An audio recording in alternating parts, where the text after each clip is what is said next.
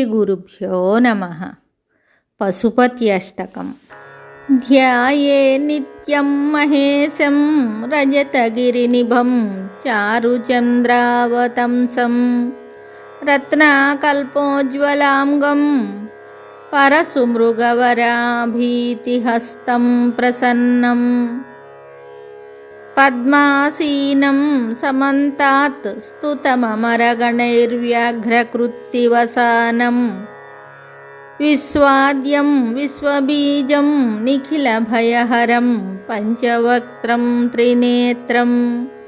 पशुपतिं द्युपतिं धरणीपतिं भुजगलोकपतिं च सतीपतिं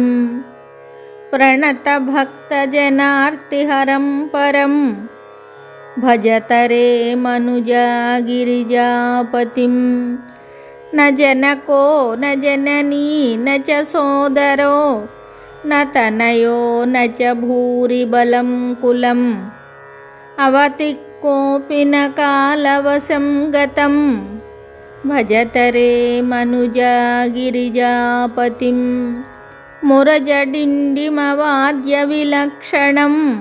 मधुरपञ्चमनादविशारदं प्रमथभूतगणैरपि सेवितं भजतरे मनुजा गिरिजापतिं शरणदं सुखदं शरणान्वितं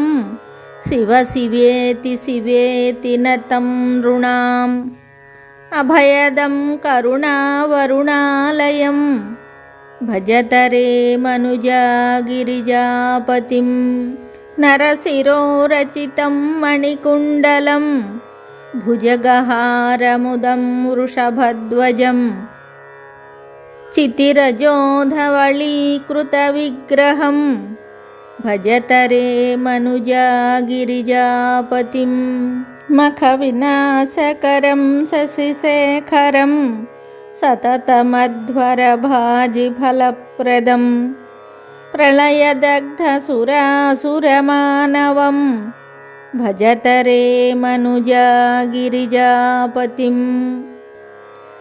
मदमपास्यचिरं हृदि संस्थितं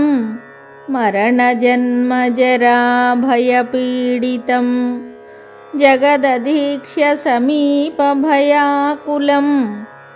भजतरे मनुजा गिरिजापतिं हरिविरञ्चिसुराधिपपूजितं यमजनेशधनेश नमस्कृतं त्रिनयनं भुवनत्रितयाधिपं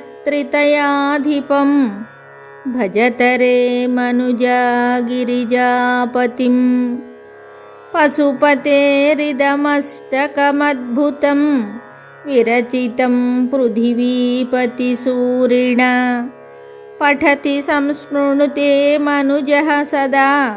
शिवपुरीं वसते लभते मुदम् इति श्रीपृथिवीपतिसूरिविरचितं श्रीपशुपत्यष्टकं सम्पूर्णं शुभम्।